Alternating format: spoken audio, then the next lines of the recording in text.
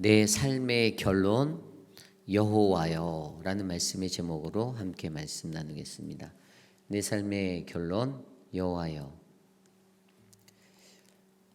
앞이 캄캄하고 막막할 때 우리가 할 수 있는 것이 무엇이 있겠습니까? 앞이 정말 사면이 꽉 막힌 것 같은 상황 속에서 과연 나는 무엇을 할 수 있죠? 아무래도 믿는 이들의 한 사람 한 사람 그들의 마음 가운데는 기도라는 것들이 먼저 떠오를 것입니다. 앞이 캄캄할 때 하나님께 기도하는 것, 하나님께 부르짖는 것. 인간적인 생각과 인간적인 것들로도 인간이 가진 문제라고 느낄 때 그때 우리가 할 수 있는 것은 오직 한 가지, 하나님 앞에 매달리는 것, 하나님께 기도하고 간구하는 것입니다. 여러분 그것을 믿으십니까? 믿으셔야 합니다. 그것이 진리이기 때문이죠. 오늘 우리가 묵상한 시편 86편, 이 시편 86편은 다윗의 기도입니다. 다윗이 드리는 그 기도를 통해서, 그의 부르짖음을 통해서 우리는 그의 상황이 어떠한 상황인지 유추할 수가 있죠. 분명히 오늘 이 시편 86편을 지었던 다윗의 상황은 그리 넉넉한 상황이 아니었습니다. 무언가에 쫓기고 무언가에 힘들어하고 어려워하는 그러한 상황이 그의 삶 가운데 펼쳐져 있었습니다. 그래서 그가 어떻게 나아갑니까? 하나님 앞에 간구합니다. 오늘 말씀을 보면요, 1절 말씀에 여호와여라고 말씀이 시작돼요. 그런데 오늘 제가 말씀을 읽으면서 밑줄을 걷는데 여호와여, 또 2절에 가면 하나님이여, 또 3절에 가면 주여, 4절에도 주여, 이런 식으로 나오는 이 여호와여, 주여, 하나님이여라는 단어가 마지막 17절까지 13번이나 나오고 있습니다. 여호와여, 주여, 주여. 곳곳에 말씀 곳곳에 눈에 띄어서 들어오는 이 단어들이 보이십니까? 이 표현들 여호와여, 주여, 나의 하나님이여라는 단어들 언제 씁니까? 우리가 간절히 기도할 때 그렇게 하나님 찾으신 적 있잖아요. 주여라고 부르짖으면서 하나님, 하나님, 나의 하나님, 여호와여라고 부르짖을 적 있으시잖아요. 우리가 그때 이 표현들 사용하지 않나요? 오늘 말씀 속에서 이 시편 86편이 가지고 있는 그 다윗의 이 고백 속에서 그가 얼마나 절박하게 하나님을 간구하고 있는지, 하나님을 찾고 있는지를 우리는 알 수가 있습니다. 다윗의 모습, 간절한 그 도움을 요청하는, 자신의 마음 깊숙한 곳에서 우러나오는 그 하나님을 향한 그 외침, 그 간구가 오늘 이 시편에 담겨져 있습니다. 그런데 먼저 결론부터 말씀드리면요, 다윗은 이러한 간구 속에서 이미 결론을 내렸습니다. 그 결론이 무엇일까요? 오늘 말씀 10절 말씀에 이렇게 기록되어져 있습니다. 무릇 주는 위대하사 기이한 일들을 행하시오니 주만이 하나님이시이다. 아멘. 믿으시죠? 주만이 하나님이시다. 17절에도 이렇게 기록되어 있잖아요. 은총의 표적을 내게 보이소서. 그러면 나를 미워하는 그들을 보고 부끄러워하오니 여호와여, 주는 나를 돕고 위로하시는 이시니이다. 아멘. 다윗의 삶의 결론이 무엇입니까? 주만이 나의 하나님이시고 그분이 나를 돕고 위로하시는 분이시다라고 그는 결론 짓고 있습니다. 우리들의 삶 속에서도요, 이 결론이 필요해요. 여러분, 삶의 결론을 가지고 사십니까? 여러분들의 삶의 결론은 무엇입니까? 내가 의지하는 다른 것 무언가가 있나요? 내 비즈니스 잘 되는데, 괜찮은데, It's okay 이러고 살아가십니까? 그러면 만사 다 형통할까요? 하나님을 믿는 백성으로서 살아갈 때 저는 우리들의 삶의 결론은 바로 하나님이 되어야 한다라고 믿습니다. 바로 주만이 나의 하나님 되시고 그분이 나를 돕고 위로하시는 분. 그러한 결론이 내어진 인생, 그 결론이 내어진 인생을 들여다보면 앞서 설명드린 대로 뭐가 있었을까요? 기도가 있었죠. 그럼 우리는 오늘 다윗의 기도를 통해서 다윗이 하나님 앞에 가졌던 이 결론을 내리기까지, 그가 가지고 있었던 이 결론을 내리기까지 어떠한 마음으로 하나님 앞에 부르짖었는지를 한 3가지 정도로 살펴보기를 원합니다. 오늘 첫 번째로 다윗에게는요 간절함이 있었어요. 1절 말씀입니다. 여호와여 나는 가난하고 궁핍하오니 주의 귀를 기울여 내게 응답하소서. 아멘. 다윗이 자신을 표현해요. 하나님 나는 가난하고 궁핍합니다. 여러분 가난이 무엇입니까? puor라고 말하는 가난이 무엇이죠? 우리가 인간적으로 생각할 때 가난에 대해서 이야기하면 물질의 없음입니다. 물질의 없음. 내 주머니를 뒤졌는데 돈이 없는 거예요.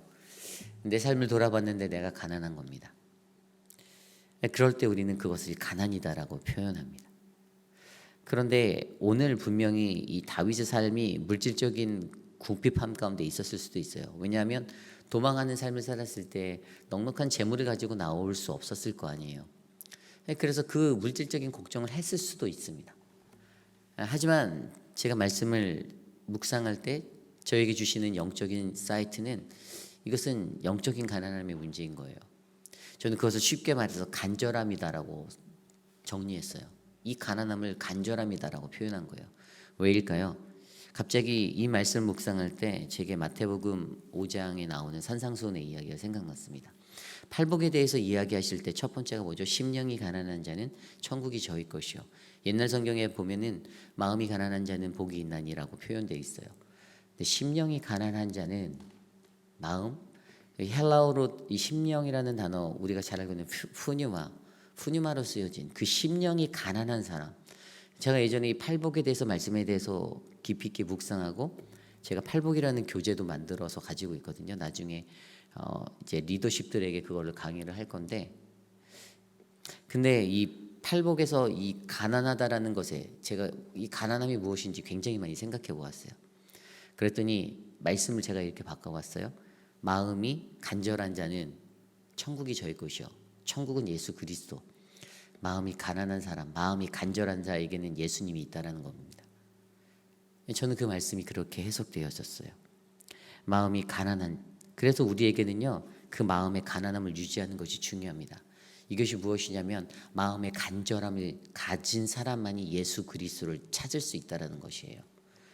그러므로 오늘 여기에서 다윗이 표현한 나는 가난하다, 나는 궁핍하다라고 말했던 것은 그의 영적인 기근을 그는 의미하고 있습니다. 그가 영적으로 기근을 겪고 가난함을 겪고 있었어요. 궁핍했어요. 너무나도 힘들었겠죠. 쫓기는 삶의 모습, 도망자의 삶의 모습. 그 삶 속에서 그가 간구할 수 있었던 것은 하나님, 나의 이 가난함, 나의 이 간절함을 바라봐 주세요. 하나님 나 좀 도와주세요. 내가 주님 찾습니다. 바로 이 마음이었다라는 사실이죠. 오늘 이 시대를 살아가는 우리들에게도 저는 이 가난함이 있었으면 좋겠습니다. 이 궁핍함이 있었으면 좋겠습니다. 아까 설명드린 대로 이것이 간절함이잖아요. 간절함 없는 사람이 무엇을 할 수 있겠습니까? 저희가 이제 부목사님들 청빙 중에 있죠. 이제 어느 한 분이 이제 당회를 통과해서 이제 준비를 하고 계세요. 이제 당회에서 저에게 위임해 주셨던 것이 목사님께서 이력서들을 받으시고 그 안에서 가장 목사님의 목회에 도움이 될 수 있는 사람을 올려주십시오라고 당회원들이 제게 말씀해 주셨어요. 제가 다른 것들을 요구하지 않았고요. 저는 가장 먼저 그 사람이 쓴 글을 봐요. 그 사람의 그 글을 쓰는데 자신의 인생이 거기에 드러나 있는 사람들이 있어요. 읽다 보면 그 사람의 세월이 느껴져요. 아, 이 사람이 이러한 시간을 보냈구나. 그런데 그 포인트가 하나가 바로 간절함이었어요. 그 글을 읽을 때마다 사람의 간절함이 느껴집니다. 이 사람이 얼마나 간절한지가 느껴져요. 이력서를 내신 어떤 분들 중에는 자기소개서를 하는데 반 페이지도 안 쓴 사람이 있어요. 그러면서 뭐 이렇게 본인이 갖고 있는 경력들을 막 이렇게 해서 막 유튜브에 막 그런 것들 껴서 보냈는데 좀 죄송하지만 그냥 읽다가 이렇게 밀어놨어요. 그렇게 감흥이 되지 않았어요. 왠지 아십니까? 간절함이 없다라고 판단했기 때문이에요. 물론 제 인간적인 판단일 수 있어요. 하지만 저는요 어떤 것에 간절함이 있는 사람은 그것을 찾기 위해 두드리는 사람은 그 간절함의 모습이 반드시 드러난다라고 저는 생각합니다. 왜냐하면 제 인생도 그랬거든요. 저 또한 간절함으로 하나님 앞에 나아갔고 그 발걸음들을 옮길 때마다 그 간절함을 정직과 신실함 가운데 그 간절함을 정말 하나님 앞에 드렸거든요. 결국에는 우리에게는요, 다윗이 보여줬던 이 간절함이 필요합니다. 그것이 오늘 말씀에 가난하고 궁핍하다라고 표현된 다윗의 모습이었습니다. 다윗은 이 가난함이 있었습니다. 이 간절함이 있었습니다. 그래서 하나님 앞에 나아갈 수 있었던 것이죠. 저는 오늘 이 자리에 모인 저와 여러분 우리 모두가 그러한 가난함을 안고 살아가는 인생이 되기를 간절히 소망합니다. 오늘 두 번째로 다윗에게는요, 경건함이 있었습니다. 이 경건함은 무엇이냐면 바로 충성심이에요. 충성심. 오늘 말씀 2절 말씀입니다. 나는 경건하오니 내 영혼을 보존하소서. 내 주 하나님이여 주를 의지하는 종을 구원하소서. 아멘. 이 경건하다라는 오늘 시편 말씀에 히브리어 원어를 살펴보니까 히브리어로 하시드라는 단어를 쓰였어요. 근데 이거는 충성스러움, 어떤 자비한 모습이에요. 다윗이 어떤 것에 충성스러웠을까 제가 고민해 보았어요. 다윗의 충성심. 그랬더니 저는 다윗이 하나님의 말씀, 언약을 붙잡았다라는 것에 그 충성심을 두었습니다. 다윗은 세상의 것에 눈 돌리지 않았습니다. 물론 실수한 적도 있죠. 하지만 그의 일상 가운데서는 늘 하나님의 말씀대로 살려고 노력했어요. 늘 자신의 말씀 속에 그가 얼마나 하나님의 말씀을 안고 살았으면 그가 썼던 시편들을 돌아보면 다 하나님의 말씀들이잖아요. 그의 삶에는 이 경건함이 있었습니다. 이것이 바로 충성심이에요. 하나님의 언약, 그 말씀을 붙잡고 살아갈 수 있는 그 마음. 다윗이 어려운 상황 가운데 자기가 처했을 때도 그는 하나님의 말씀을 놓지 않으려고 하였습니다. 그는 그 삶의 원리를 알았죠. 내가 하나님의 말씀대로 살면 승리할 수 있다, 성공할 수 있다, 어떤 어려움도 헤쳐나갈 수 있다라는 믿음이 있었습니다. 오늘 시대를 살아가는 우리들의 삶은 어떻습니까? 여러분들은 그 하나님의 말씀에 대한 충성심을 가지고 살아갑니까? 물론 그러기 때문에 오늘 이 자리에 이 아침에 나오셨죠. 이 새벽 미명에 여러분들이 이 자리에 나오셨던 것은 바로 하나님의 말씀을 향한 갈급함 때문이 아닙니까? 내 몸이 자동으로 깨어서 형식화된 습관화된 모습 때문에 이 자리에 나오신 분은 없잖아요. 하나님의 앞에 우리는 이러한 경건의 모습이 있어야 합니다. 그 말씀에 대한 충성심을 가지고 나아가셔야 합니다. 사람을 보지 마시고 다른 것들을 보지 마시고 오직 하나님의 말씀만 의지하여 살아가십시오. 이것이 바로 다윗이 하나님 앞에 나아가서 하나님께 부르짖을 수 있었던, 기도할 수 있었던, 그가 결론을 낼 수 있던, 그 기도에 설 수 있었던 그 두 번째 모습입니다. 저는 여러분들의 삶 가운데 이 경건함의 이 충성심이 흘러가기를 간절히 소망합니다. 오늘 마지막으로 다윗에게 무엇이 있었을까요? 다윗에게는 부르짖음이 있었습니다. 오늘 말씀 5절입니다. 주는 선하사 사죄하기를 즐거워하시며 주께 부르짖는 자에게 인자함이 후하심이다. 아멘. 6절에도 보면요, 여호와여 나의 기도에 귀를 기울이시고 내가 간구하시는 소리를 들으소서. 나의 환난 날에 내가 주께 부르짖으리니 주께서 내게 응답하시리이다. 아멘. 5절부터 7절까지의 말씀 보면 선명하게 보이는 한 가지가 다윗이 이 원리를 알고 있었다라는 거예요. 내가 하나님께 부르짖으면 주께서 내게 응답하신다라는 그 사실을 그는 믿었습니다. 그래서 그가 간구했어요. 그래서 그가 부르짖었습니다. 그의 부르짖음은 어떠한 부르짖음이었습니까? 아까 5절에서 읽었던 대로 주는 선하사 사죄하기를 즐거워하시며, 여러분 이 말씀에 대해 오해하시면 안 돼요. 주가 너무나도 착하고 좋은 분이라서 God is good, 선하다라는 그런 분이기 때문에 그 용서해 주시는 거 쉽게 하실 수 있다 생각하시죠? 그렇지 않습니다. 우리가 하나님이 나를 쉽게 용서해 줄 거라고 하면 인간이 죄 짓고 또 용서 구하고 그럴 거 아니에요. 그것에서 벗어나야 되는 겁니다. 하나님께 죄사하는 것, 그것은 그렇게 그가 즐겨 하시는 것은 아닐 거예요. 그래서 우리 인간이 그것을 어긋나게 믿고선 내 죄를 합리화하거나 내 죄를 미화시켜 버리는 것도 더 이상 용납도 안 되는 것이죠. 우리가 조심해야 되는 문제예요. 우리가 하나님 앞에 구할 때는요, 여기서 말하는 포인트는 우리가 반드시 회개하는 자리에 서야 한다는 것입니다. 하나님 용서해 주시는 분 맞아요. 하지만 우리는 그 회개라는 것들을 늘 붙여야 한다는 것이죠. 그 회개가 얼마나 중요한지, 하나님 앞에 간구할 때 부르짖을 때 이 회개가 있어야 한다는 것입니다. 그렇게 회개하고 기도했더니 하나님께서 그의 간구를, 그의 부르짖음을, 그의 절규와도 같은 그 소리에 그의 음성을 들어주십니다. 그리고 응답하여 주십니다.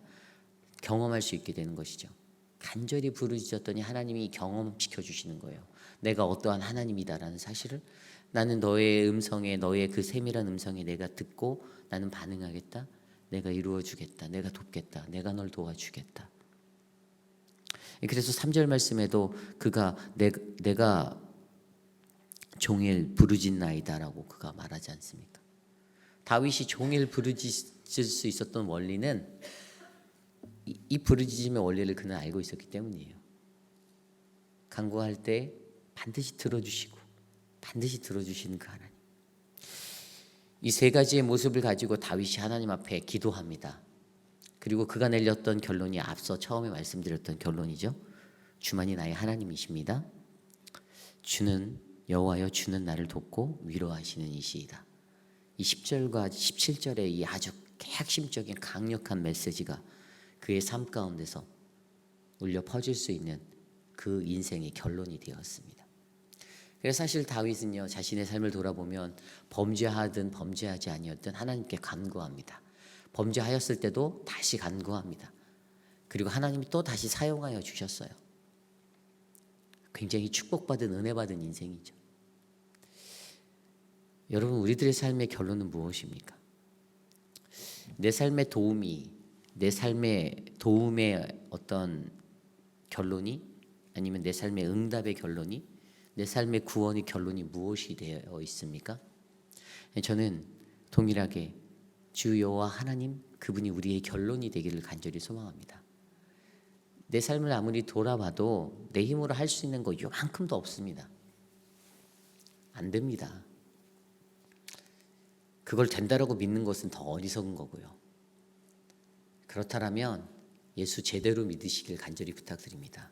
하나님 제대로 믿으시길 간절히 부탁드립니다. 내 삶의 결론이 하나님으로 나고 내 삶의 결론이 예수 그리스도가 되어서 우리가 사는 이 세상 속에서 앞이 캄캄할 때 나는 용기 있게 다윗처럼 하나님 앞에 이 기도를 드릴 수 있는 그러한 믿음의 백성, 바로 저와 여러분, 우리 모두 되시기를 간절히 소망합니다. 오늘 주신 말씀을 놓고 함께 기도하기 원합니다. 하나님, 우리의 삶 가운데 주가 함께하여 주십시오. 내가 세상적으로 그냥 인간적인 마음으로 은총의 표적을 기다리는 사람이 되지 않기를 소망합니다.